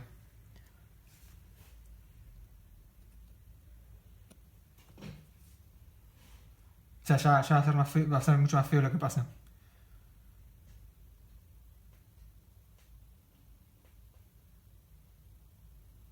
Porque esta forma de pensar lo que usa una relación se ve bien clara con algo que...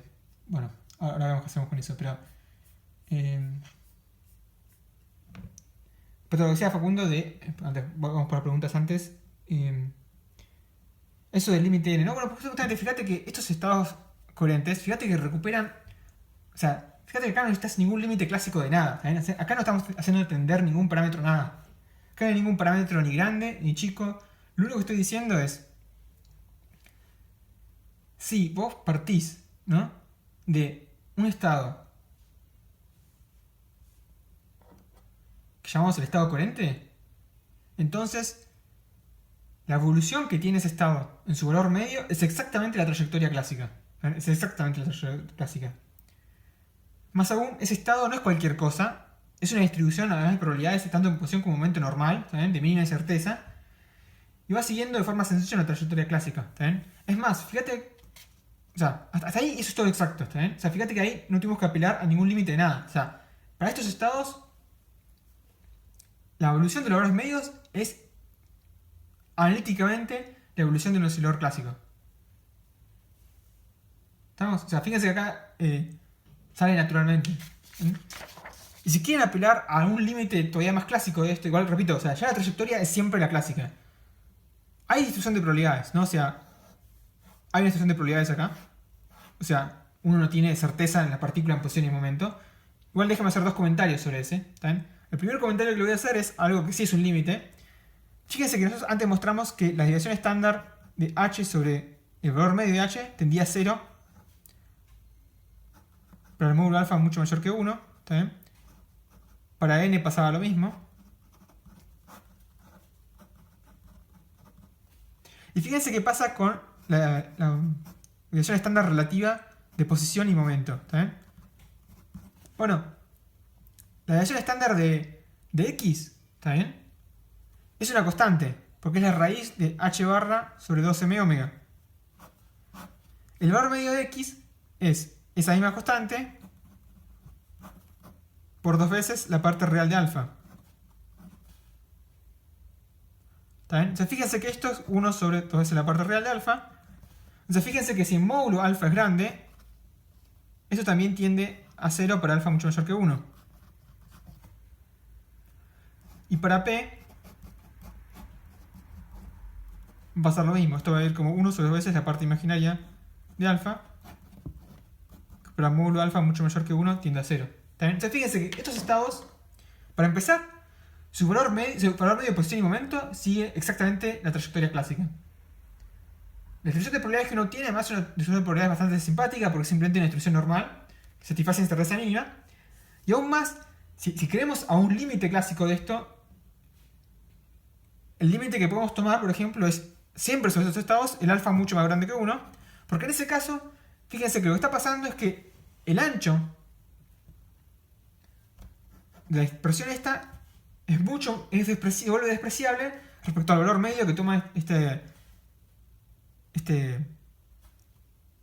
posición, o sea, el valor medio o sea, el centro de esta gaussiana, ¿no? O sea que si yo parto de un x0 muy grande, ¿no? Lo que yo voy a tener es una gaussiana que su ancho es casi despreciable respecto al punto donde estoy parado, ¿no?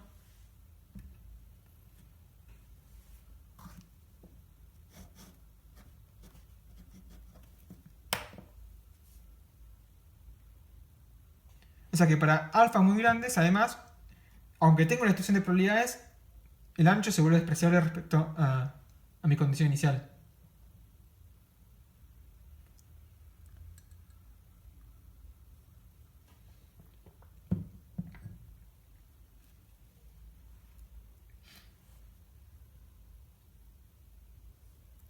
¿Estamos? Entonces, fíjense que no hace falta apelar a ningún límite de n grandes ni nada de esas cosas horribles. Simplemente estos estados se comportan exactamente como se comportaría un oscilador clásico. De hecho, si me hicieron hasta acá, ahora les un comentario, digamos, más adicional, que esto no lo vamos a demostrar en la materia para nada, pero para terminar de cerrar ideas, ¿por qué también acá? Esto es menos x0 y esto es módulo x0 mucho mayor que 1. Entonces, si estás en un valor medio muy grande, tu dispersión respecto a ese valor medio es casi despreciable. ¿Está? Como nota tipo de color, uno puede demostrar formalmente, claramente no lo vamos a hacer en el curso, pero uno puede demostrar formalmente que este estado coherente, ¿está bien? Cuando ustedes hacían los experimentos, en el laboratorio de Euro seguramente hicieron experimentos con un resortito y una masa, ¿no? Seguro se siguen haciendo esos experimentos de agarrar un resortito con una masa y soltar la masa y medirle trayectoria o algo, ¿no? Seguro hicieron eso. Cuando hacían los experimentos en F1, especialmente agarraban la masita ustedes, la tiraban y soltaban, seguramente cada vez que hacían ese experimento no la soltaban del mismo punto inicial, ¿no? Seguramente cada vez que la soltaban, la posición inicial era un poco distinta, y a veces sin querer le daban una patadita, así que a veces tenía velocidades iniciales, ¿está bien? O sea que en realidad, cuando hacían muchas rondas de ese experimento, en realidad su oscilador armónico no tenía un x0, p0 bien definido, sino que era algo aleatorio, ¿no? Que tiene un cierto error. Bueno, si ustedes tienen un oscilador clásico, y la condición inicial en x0 y p0 es normal, es una distribución normal, y ustedes hacen un promedio sobre muchas realizaciones de su experimento, donde cada vez la condición inicial en posición y momento del oscilador armónico clásico difiere, pero distribuido de una distribución normal, ese experimento clásico promediado es idéntico a la estadística que te genera un estado coherente en un oscilador armónico cuántico. ¿Sí? Esto no lo estamos demostrando, pero simplemente para te dar una vuelta de tuerca, porque yo insisto tanto que son estados clásicos y no tiene sentido apelar a ningún otro límite, porque no hace falta ningún otro límite para decir dónde sale lo clásico de los osciladores cuánticos. ¿Está bien? O sea, si uno clásicamente tiene incerteza distribuida de forma normal en posición inicial y momento inicial, toda la estadística que eso genera es idéntica a la estadística que genera un oscilador cuántico en un estado coherente. ¿Está bien? Así que realmente estos estados son clásicos bajo todo punto de vista. ¿Está bien? O sea, es cierto, no puedo tener algo con posición perfectamente bien definida y momento perfectamente bien definido porque la cuántica me lo prohíbe. Pero digamos, aceptando que tengo que tener algo de incerteza en posición y momento, esto es totalmente clásico.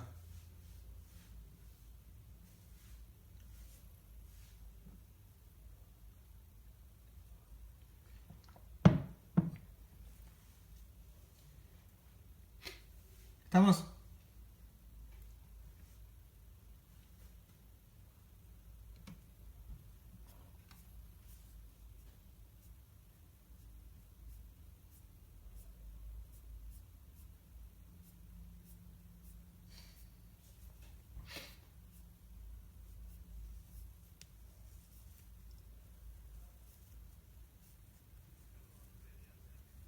Sí.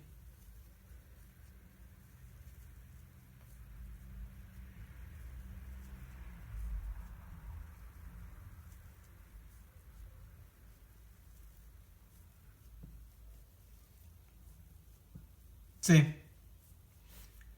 Porque, digo, podrías tener este tipo de destrucción de probabilidades como es condición inicial en posición y momento. Pero si tu condición inicial en momento y posición y momento son normales, y vos agarrás ese ensamble clásico de osciladores armónicos y haces estadísticas sobre eso, o sea, promediás, cuáles valores medios, varianzas, lo que fuese, y haces lo mismo con el estado coherente y eso es idéntico.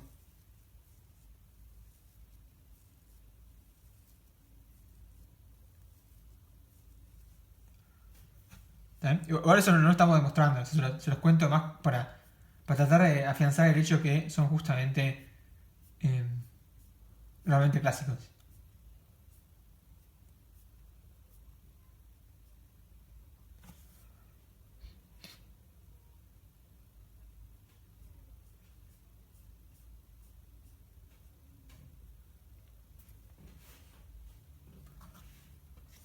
Sí.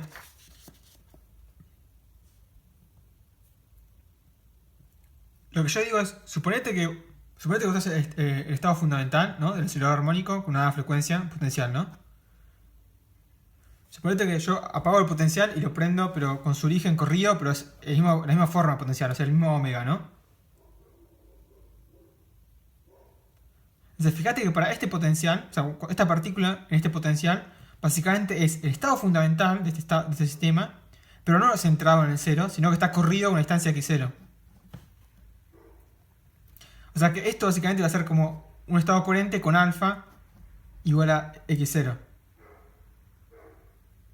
Porque justamente el alfa es el estado coherente, pero con posición y momento, valor medio de posición y momento distintas. ¿Está bien? Pero siempre es la misma función gaussiana, porque la variancia de x y de p es la misma independiente de alfa. O sea, siempre es la misma función gaussiana, cuyo lo único que le cambias es cuál es su valor medio en posición y momento. ¿Está bien? Igual esto va a quedar mucho más claro de correrlo, probablemente quede para el martes, pero cuando uno aplica el operador de desplazamientos para generar estados coherentes, ahí va a quedar todavía más claro esta analogía más sencilla.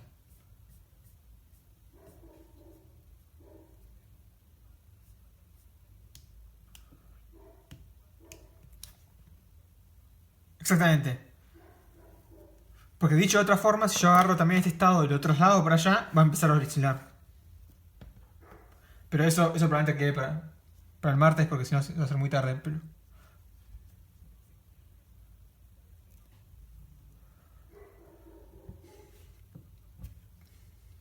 Claro, o sea, el estado fundamental. El ket 0 es el estado fundamental. Es como el oscilador armónico en su posición de equilibrio. Si vos agarras esto y lo corres, va a empezar a oscilar como oscila un oscilador clásico.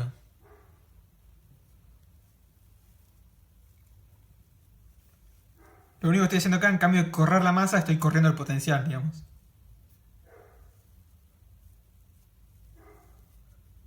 Sí, sí.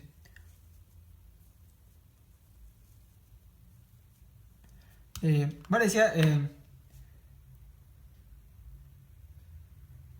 No es distinto esto, o sea, vos decís, no hay que confundir incertidumbre cuántica con incertidumbre instrumental. Estoy de acuerdo, son orígenes distintos de incertidumbre. ¿Está bien? La incertidumbre experimental es incertidumbre clásica que uno podría siempre eliminar, mientras que la incertidumbre cuántica está postulada. ¿Está bien? Lo que yo estoy diciendo es, si vos haces un experimento, yo lo único que estoy diciendo con esto es, si vos haces un experimento, ¿está bien? Con un oscilador armónico, y vos ves cierta estadística, esta que estamos acá, viendo acá, no tenés forma de saber si lo que estás viendo es un oscilador cuántico en estado coherente o un oscilador clásico con incerteza en las condiciones iniciales que estás preparando. Eso es lo que estoy diciendo. O sea, observar un oscilador en un estado coherente cuántico es imposible distinguir una situación clásica análoga. ¿Está bien? No hay medición que puedas hacer sobre un oscilador armónico cuántico en un estado coherente que te permita distinguir eso de un caso clásico con incerteza inicial. Sus orígenes de incerteza son muy distintos, porque clásicamente no tenés por qué tener esto desde un punto de vista teórico. Sí, son cosas diferentes. Lo que yo estoy diciendo es, no hay forma de distinguir esas dos cosas, ¿está bien? El origen de la incertidumbre es distinta, está perfecto, y no hay que confundir incertidumbre de preparar algo con lo cuántico que es intrínseco, pero lo que estoy diciendo es, esta incertidumbre es una incertidumbre que podrías explicar clásicamente. No, su origen no es ese porque estamos postulando que la cuántica es cierta y estamos viendo la cuántica, pero digamos, dado un experimento, o sea, no podrías hacer experimento con estados coherentes en osciladores cuánticos para justificar que la cuántica es correcta, porque haces todas las cuentas y haces el experimento y dices, ah, mira, predije todo, y viene otra persona y te dice, y yo predigo lo mismo, simplemente me tiene incertezas en el estado inicial clásico y digo, ya está, digo, no, hacer un experimento con un oscilador cuántico en estado coherente nunca te va a poder mostrar que la cuántica es correcta porque es algo que también predeciría la clásica. A eso apuntaba. Simplemente distinguir cosas que sean realmente efectos cuánticos de otros que no. ¿Está bien? O sea, acá hay una explicación alternativa a lo que estás viendo que podría ser clásica. Claramente, el origen de la sala es distinto, pero en un dado experimento, digamos,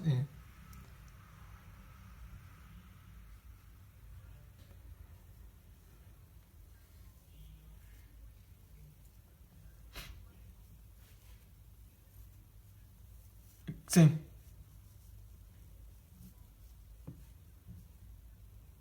Exactamente. O sea, hacer un experimento que si esto fuese los inicios de la cuántica, no te serviría para demostrar que la cuántica es correcta, porque estarías haciendo predicciones que la clásica también está haciendo. O sea, tiene una explicación clásica este experimento. Hay experimentos cuánticos que no tienen explicación clásica. Vamos a ver algunos, por ejemplo, la semana que viene con osciladores también. O sea, hay experimentos con osciladores que la mecánica clásica no puede explicar de ninguna forma. No importa qué distribución incerteza se invente, no puede explicar esa distribución de probabilidades. ¿Sí? Por ejemplo, mirando funciones de correlación. Y no con estados coherentes, con otros estados. Pero por ejemplo, si miras el ket n, es algo que vamos a hacer la semana que viene, pero si vas a agarrar kets n y mirás ciertas funciones de correlaciones en los kets n, se tenía que decir, sí, como dice Nico. Y vamos a ver que hay correlaciones en los kets n que son imposibles de explicar clásicamente. Imposibles. Por los estados coherentes eso no pasa. No importa que mires, todo se puede tiene una explicación alternativa clásica. ¿Está bien? Entonces, si uno quiere demostrar la cuántica es correcta, mi oscilador es cuántico, está cuantizado, hacer un experimento donde miras un estado coherente no te va a permitir decir mi oscilador es cuántico, porque alguien podría venir y decirte, pero este experimento, ¿cómo sabes que el oscilador es cuántico y cómo no me puedes garantizar que simplemente es una incerteza en las condiciones iniciales? ¿Está bien? Pero si tenés un QTN, podés observar ciertos fenómenos que son imposibles de justificar clásicamente. Posibles de reproducir. Por eso también yo digo, los QTN son altamente no clásicos. Un QTN es algo súper no clásico. ¿Está bien? No hay vuelta que darle.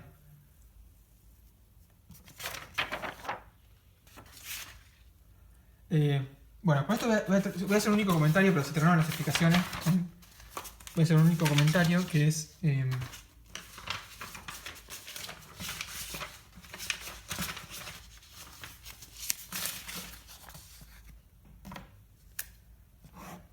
algo más al margen, porque no lo vamos a usar nunca explícitamente, pero está ahí en la guía.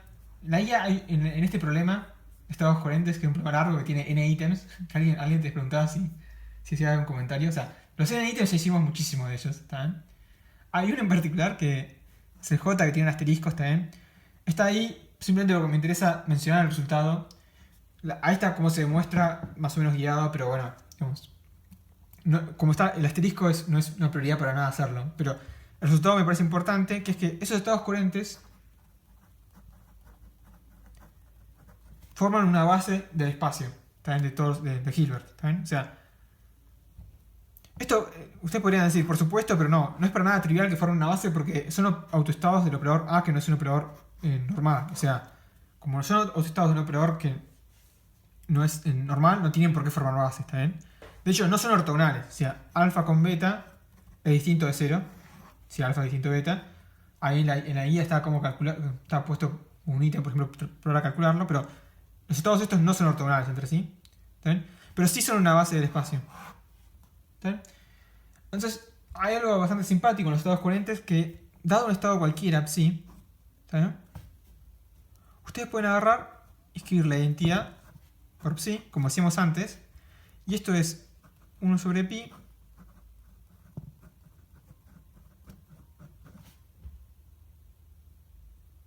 ¿bien? Eso es algo que hacíamos antes con la posición también, algo muy parecido a esto.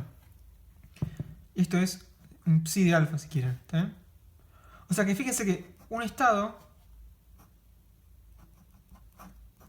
cualquiera, esto es una identidad matemática,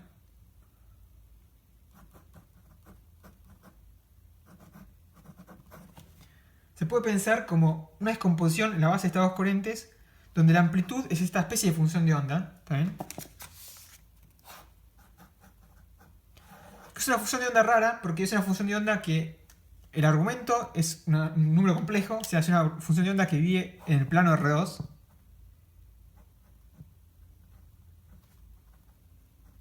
¿Está bien? Y como vimos antes, la parte real de alfa está en algún sentido asociada a la posición, la parte imaginaria al momento. Entonces, esta función de onda es una función de onda que a un sentido está definida en una especie de espacio de fases. ¿Está bien? De hecho, esta función de onda permite definir una analogía bastante fuerte dentro de todo con espacios de fases clásicos. Y tiene un nombre que se llama la representación de Sardoujan-Glauber. Bueno, no importa el nombre. En la punta después está escrita si quieren curiosar, pero básicamente es... en cambio, cualquier estado uno lo puede expresar en la base de estados coherentes y lo puede expresar con una función de onda, ¿también? Sobre un plano, que en un sentido hace recordar un poco el espacio de fases.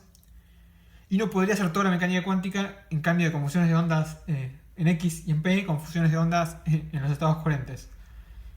Y para muchas cosas de óptica se usa muchísimo eso. Porque escribiendo esa función de onda, por ejemplo, es muy fácil ver a veces si el estado que uno tiene es un estado clásico, entre comillas, o cuántico. ¿Tá? Pero bueno, eso es un comentario más extra. Con eso terminamos las explicaciones. ¿Está bien? La semana que viene vamos a... O sea, con lo que hicimos nosotros hasta ahora pueden hacer...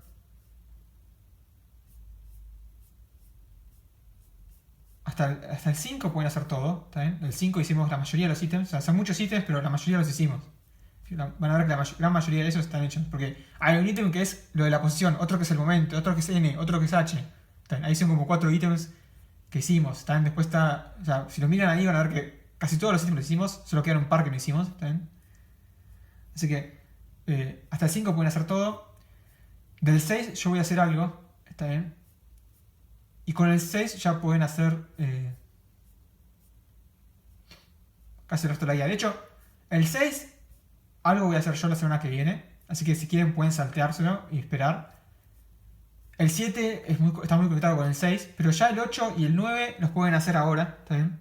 Aún sin la parte de estados coherentes. O sea, usa estados coherentes, pero con lo que ya vimos de estados coherentes es suficiente. Así que hasta el 5 pueden hacer todo, el 8 y el 9 también.